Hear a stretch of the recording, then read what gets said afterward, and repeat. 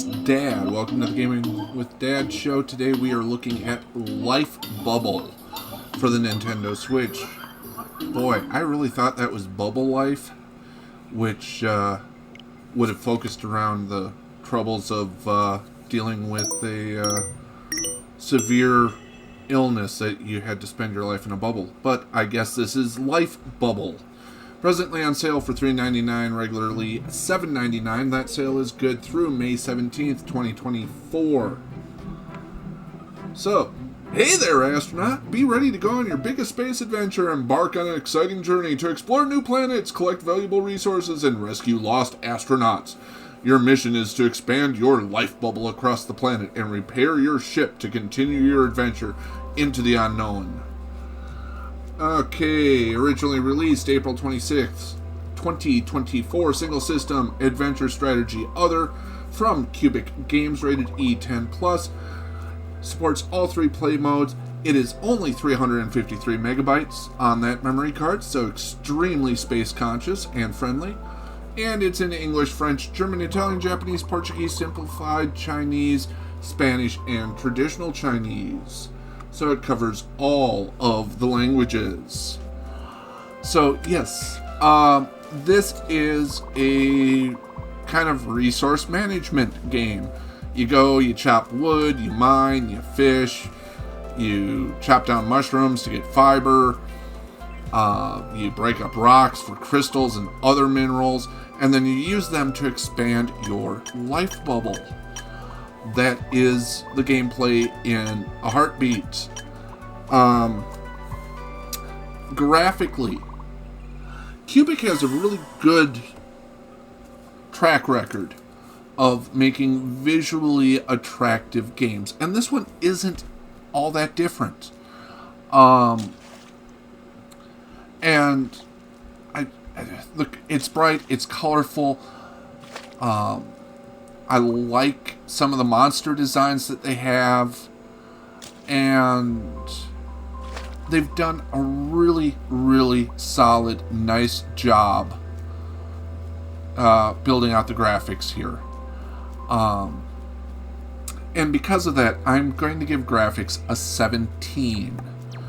Now, when it comes down to sound, a little bit lacking, but I mean, it gets the job done. It's non-offensive, and it's got some nice background music going for it. Nothing stellar that you're going to be humming in the shower. Nothing that's going to remain in your brain so that the next time you're out banging rocks with a pickaxe, you hear that sound or anything like that. But I will give sound a 16. It is pleasant enough. So we're sitting at 33 right now. Controls actually work extremely well, and all you have to do is kind of walk into the hitbox radius for the resource, or trigger one of these bad guys, and you start shooting. You don't have to hit any buttons. There's nothing like that. It's very simplistic in those regards. I do like it. The controls function very well. I'm giving them a 17. We are at, what is it? 50. There we go. Old age and senility setting in. That's my primary problem. So we get to gameplay.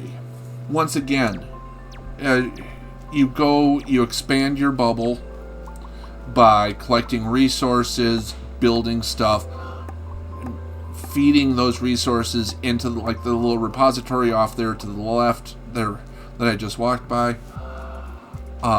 Likewise, you can build different mining systems around certain trees or rocks or whatever. You rescue the other astronauts by expanding your bubble and saving them, because walking outside of the bubble diminishes your life. You do earn money, and you can use that money to buy upgrades to your tools, your health, your storage, all of that. So there is quite a bit of depth in the gameplay. The problem happens to be it's boring. It's not all that different if you're fishing versus chopping down a mushroom. You just go stand on the pier, and the player character automatically engages in the activity that's necessary. Even though there are monsters or aliens or whatever they happen to be situated around, they're not challenging. Even the larger ones, you basically you can defeat any of them that I've encountered, and I've played quite a bit of this. This is actually the second world, and it took about 3 hours to clear the first world. You just run a circle around the beast. As long as you're facing them, you're going to be shooting. And so then it just becomes a problem of getting to the next objective by gathering enough or harvesting enough stuff. And it's just kind of dull and repetitive. And for that, gameplay gets a 15. We're sitting at a score of 65 right now as we talk about value. Overall value on this. There is DLC that you can buy that gives you like a hoverboard or even more efficient tools. It's pay to win or pay to speed up on that for the DLC. It's not really all that fun and exciting. Yeah, there, I just rescued an astronaut, didn't I? Haha. So, yeah, altogether, the value on this game, even at $3.99, it's 15. If you want, this kind of falls into that weird, cozy-esque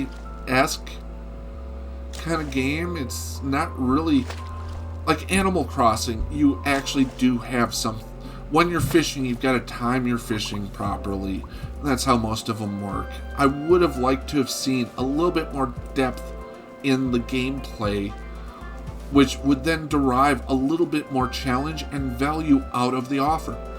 I mean, there are lots of worlds. If you were going to play this from beginning to end, you are definitely getting your value even at $8, let alone $3.99. But you're never going to actually complete this game. They could have just left those planets uncoded, because you're never going to get to the last one. You're just going to get bored with it. And so for value, I'm giving it a 15. That gives it a score of 80 overall. I mean, it's not a bad game when you look at things like presentation and sound and the controls. There's nothing broken fundamentally there.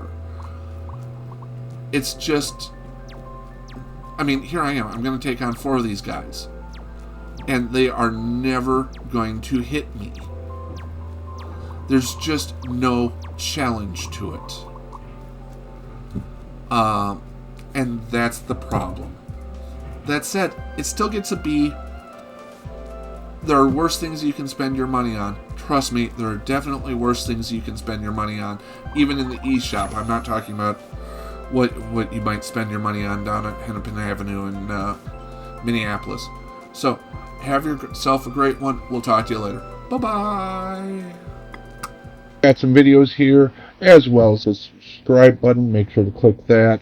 Ring the bell. Leave comments. In general, be kind in those.